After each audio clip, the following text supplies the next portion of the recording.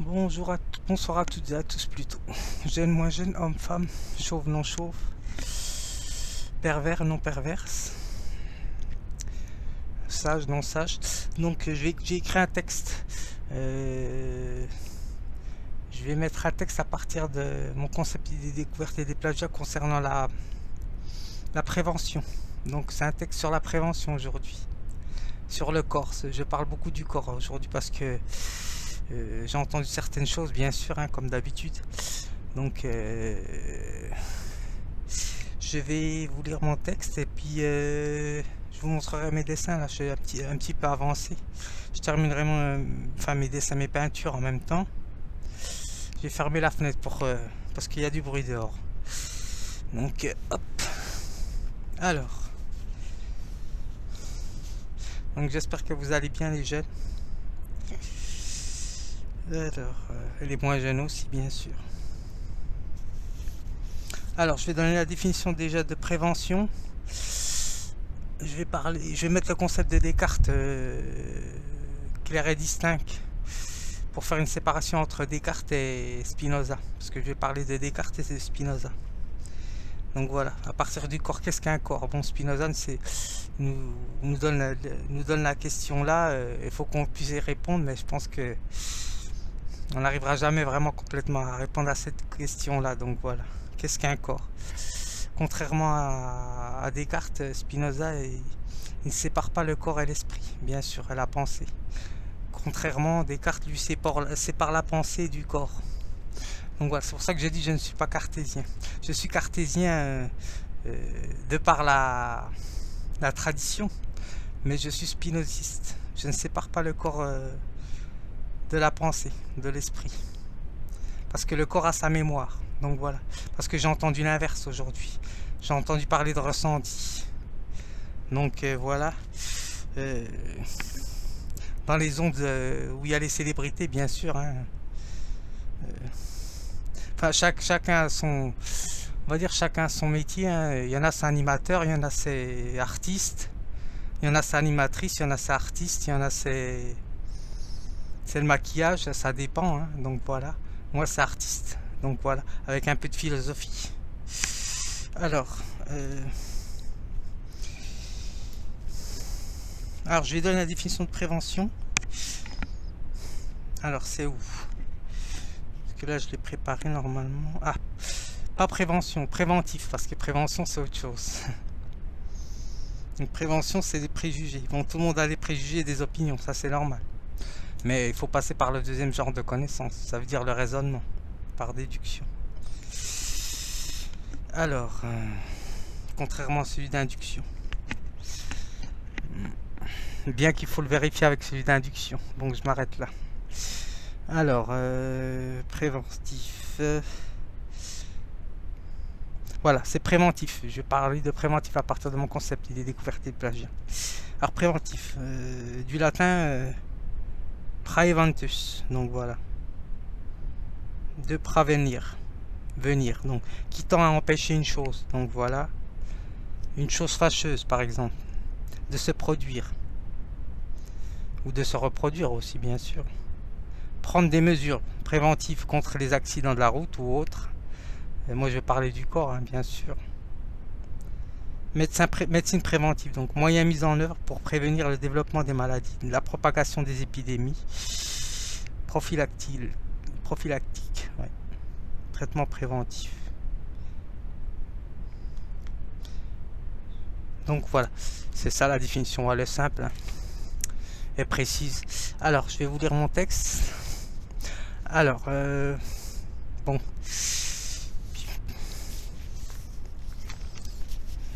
Il est un petit peu long, mais bon, ça fait du bien d'écrire. Enfin, moi, ça me dérange pas. J'y trouve plaisir, donc. Alors, dire par exemple que le corps et la pensée ne sont point toujours unis à partir du concept de Descartes corps-esprit.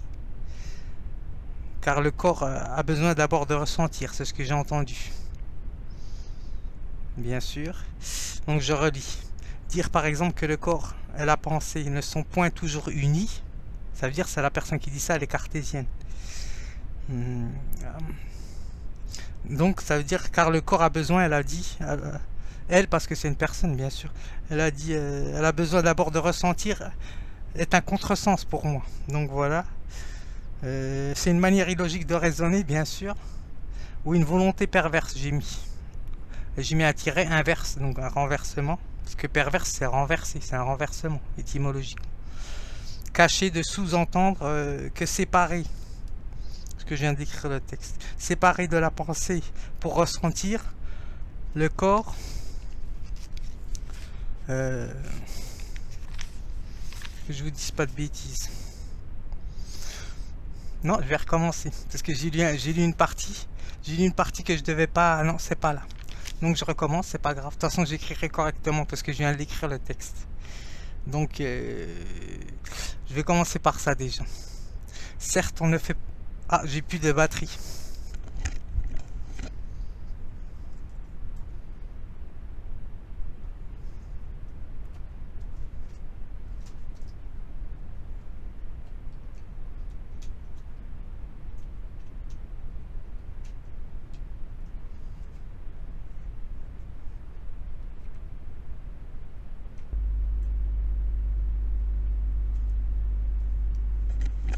Voilà. Mais bon, c'est pas faux ce que j'ai dit bien sûr, mais c'est pas, ça vient par la suite. Donc au début j'ai mis ça, donc alors, parce que j'ai recommencé mon introduction. Certes, on ne refait pas l'histoire, cependant on restitue une histoire. Donc voilà. Comme le dit le dicton Aristote, donc on ne nie pas un fait, car ça ne lui fait rien. Donc voilà, c'est ce qu'il disait Aristote. Donc une femme est un être. Bon, j'ai commencé par la femme, puisque je parle de la femme aujourd'hui. Donc voilà. Exceptionnellement, bien sûr. Alors, une femme est un être doué de sensibilité et de raison, bien sûr, à la recherche d'une identité femme, mère, grand-mère, ou mère, femme, grand-mère. Ça dépend les schémas, selon l'histoire. Partagée entre sa part de féminité, avec un grand F, j'ai mis bien sûr, pour pas que je reçoive des pierres, et sa part féministe, avec un grand F. Donc voilà. Cette approche n'est envisageable que par une concrétisation des stades d'apprentissage et d'expérience acquises. Alors la femme, non, elle n'est pas à la recherche d'un père ou de tuer le père. La femme stable est dans une construction individuelle et familiale. Donc voilà, dont le procédé est le désir. Donc j'ai mis entre parenthèses Deleuze, Gilles Deleuze, puisque je parle en même temps de Gilles Deleuze, puisque ma pensée est imbriquée et est inspirée par Gilles Deleuze, bien sûr. Deleuze, il parle de désir, bien sûr, il a fait une partie de l'abécédaire sur le désir. Donc voilà, c'est construire dans un ensemble. Je pense que tout le monde l'a vu plusieurs fois, je pense. Cette petite interview de Gilles Deleuze. Alors Deleuze dit construire dans un ensemble, donc c'est ça le désir de la femme. Donc construire avec des amis, enfin construire avec sa famille, par le prolongement avoir des amis, des habits, du maquillage, donc et tout le reste quoi. Alors tout ce qui peut apporter une complémentarité familiale, de bien-être. Donc voilà, la femme stable, hein, je parle bien sûr. Alors, mariée ou pas mariée, en concubinage ou pas. Donc voilà. Alors, familiale dont le procédé le désir, j'ai mis. Alors, le contraire est la femme soif de pouvoir, tente de se faire sa place, n'ayant point trouvé de quoi métaphoriser sa relation au père. Donc voilà, c'est ça la femme instable, c'est celle-ci. Donc voilà, j'ai mis que ça suffit. Alors après, qu'est-ce que je dis? Alors le langage. Le langage permet de libérer la parole et donc d'accéder à la faculté émancipatrice. Elle peut être parlée, écrite ou mimique, de par les gestes et les attitudes bien sûr. Une manière de parler cependant peut être amenée à tromper en rapport aux expressions utilisées. J'ai mis 3 petits points. Comme on peut dire n'importe quoi, un parler vrai avec toute franchise, ouvert, sincère, sans hypocrisie, mais pas faire n'importe quoi en parlant de ressenti à partir de concepts. Euh, donc voilà, je parle de Descartes, puisque la personne là dit que peut-être qu'elle ne sait même pas qu'elle utilise le concept de Descartes, puisqu'elle sépare le corps de l'esprit. Quand elle dit ressentir, que le corps n'est pas toujours uni par la pensée, mais il est toujours uni, puisque le corps a une mémoire. Donc la preuve, c'est quand on est bébé, par exemple. On dit que le bébé, c'est une éponge. Donc c'est ce qui forme sa mémorisation. Donc voilà. D'ailleurs, on appelle ça l'anamnèse quand on grandit. Quand on veut réinterpréter, on va dire, son histoire personnelle. C'est le travail des psychanalystes. Donc voilà. Alors, je parle de l'éthique là parce que j'ai relu l'éthique, bien sûr, mais je vais faire juste une petite traduction aujourd'hui pour vous montrer comme Spinoza c'est très complexe. Juste une petite phrase de ce qu'il a dit là. Alors, c'est l'éthique, c'est la 5e partie de la puissance de l'entendement et de la liberté de l'homme. Donc, c'est le Scoli quoi ça? C'est le combien? C'est Scoli de la proposition 13. Alors, je lis. Plus il y a de choses auxquelles est jointe une image, plus souvent elle est vive. Elle devient vive. Plus il y a de choses en effet, dans la démonstration il dit ça, plus il y a de choses en effet auxquelles une image est jointe, plus il y a de causes pouvant l'exciter. Donc ça c'est le domaine de l'imagination, du délire, du délire fantasmatique. Pour ceux qui utilisent, la personne instable, la femme instable, elle utilise cette proportion-là de ce que Spinoza explique. Donc voilà. Alors je continue. Alors j'ai mis dans la proposition 13 du Scoli, Spinoza nous dit, alors plus il y a de choses auxquelles est jointe une image, j'ai mis entre parenthèses association d'idées indéfinies, donc voilà, que la personne va éprouver, donc qui entend la personne parler. Donc voilà. Alors, ou soit elle est on va dire elle est en accord avec ce qu'elle dit la personne, parce que ça peut être des témoignages, ça peut être des personnes qui témoignent mais qui sont qui jouent le jeu, on va dire ça comme ça. Donc voilà, qui sont complices par exemple. Complices dans le sens où elles se connaissent par exemple. Ou payer, hein, aussi, on sait jamais, puisqu'avec l'argent on peut faire plein de choses avec l'argent, on peut presque tout faire. Donc voilà. Alors, association d'idées, d'affection indéfinie, c'est ce qu'il nous dit Spinoza. Plus souvent elle devient vive, donc alors c'est ce qu'il dit. Donc cela explique le délire fantasmatique lié à l'imagination de la femme perverse, j'ai mis. Tout en sachant qu'une femme dont le métier, par exemple, est d'échanger en échange de contributions, n'est point une perverse. C'est pas la même chose. Une femme publique, c'est pas une perverse. C'est pas la même chose. Faut pas confondre. Mais c'est quelqu'un qui subit par son corps un langage par d'autres corps. Cependant, celle qui soutient cette cause comme profession, que c'est une profession comme une autre, est une perverse. C'est pas la même chose. C'est une femme instable, on va dire. Donc, ou qui veut servir ses intérêts, par exemple. Donc voilà. Alors, le corps de l'une subit, la femme publique, par exemple, et de l'autre se réjouit. Donc voilà, c'est du sadisme. Donc voilà. Tout est logique, hein, de toute façon. J'essaie d'appliquer la méthode géométrique de Spinoza. C'est qu'une phrase, hein, donc avec une phrase on peut même écrire presque 7-8 pages, hein, tellement que c'est complexe Spinoza. Alors la deuxième partie, je mis dire par exemple que le corps et la pensée ne sont point toujours unis, de ce que j'ai entendu. À partir du concept de Descartes, séparation du corps-esprit, c'est comme vouloir faire croire ou valider que le corps, par son ressenti, donne son consentement. Est similaire à ce que la personne approuve. Donc je vous fais pas de dessin. cela entraînant un sentiment de culpabilité de celle qui a subi cette situation. Donc voilà, une manière de nier que le corps et l'esprit sont toujours liés. Sinon, il n'y aurait jamais de langage du corps à travers la pensée. Donc le corps n'étant pas affecté par la pensée, ce qui est absurde, comme dirait Spinoza. Alors c'est comme nier le processus de défense psychique nommé état de sidération. Ça, tout le monde connaît ça.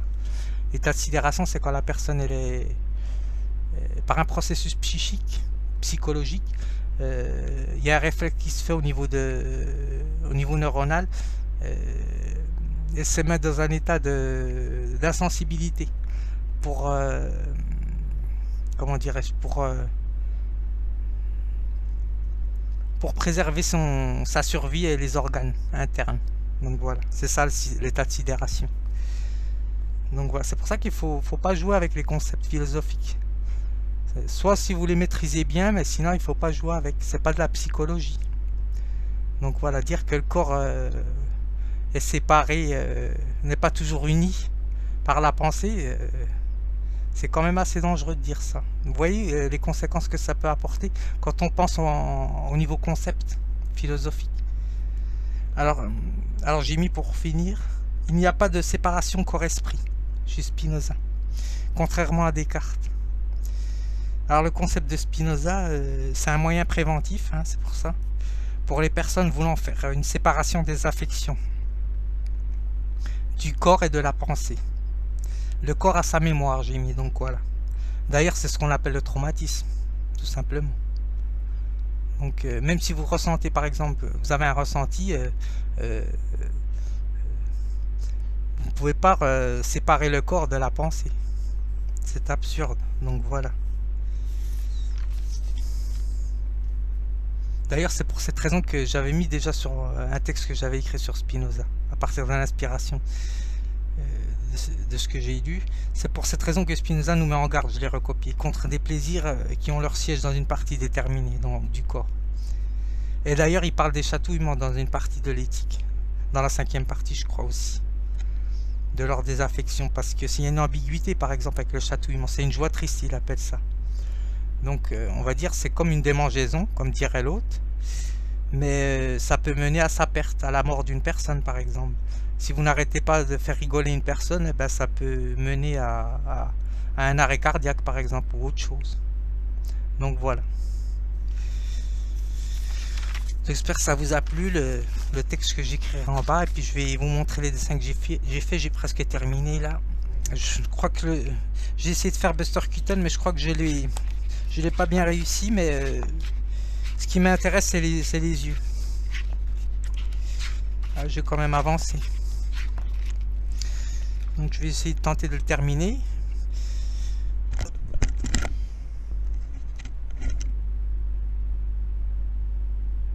Je l'ai pas encore.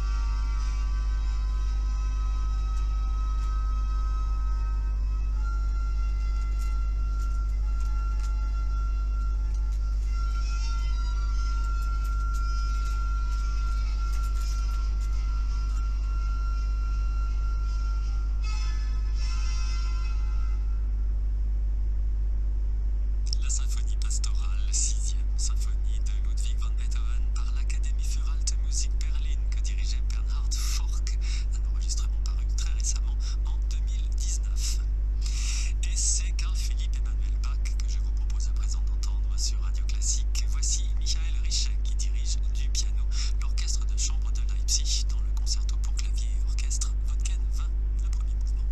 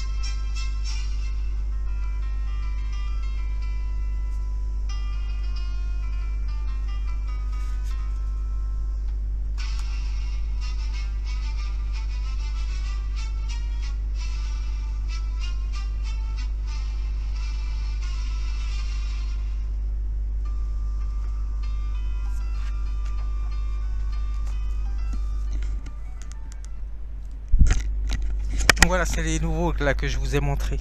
Ça c'est, je sais même plus son nom, Virginia Woolf. Donc voilà. J'ai tenté de la faire puisque j'en parle souvent, mais bon. Voilà quoi. Hop, ça c'est Elvis Presley, j'ai tenté de faire quand il a grossi bien sûr, hein, parce qu'il a pris du poids à un moment donné. Donc Elvis Presley. Ça je l'ai raté. Enfin j'ai fait les yeux, j'ai. C'est pas que je l'ai, ouais, je sais pas que je l'ai raté, mais je l'ai vu d'une autre manière plutôt. Un peintre, on va dire, ne rate jamais ses tableaux. C'est les Rolling Stones. Donc Mick Jagger, mais c'est quand il était plus jeune, beaucoup plus jeune. Donc voilà. Donc j'ai tenté de le faire, mais j'aurais voulu le vieillir, j'aurais mis des rides, des traits, bien sûr.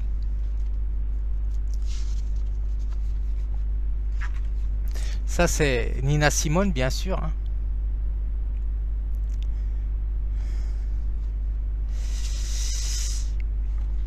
Et là c'est Noraïef, bien sûr. Le danseur, la superstar.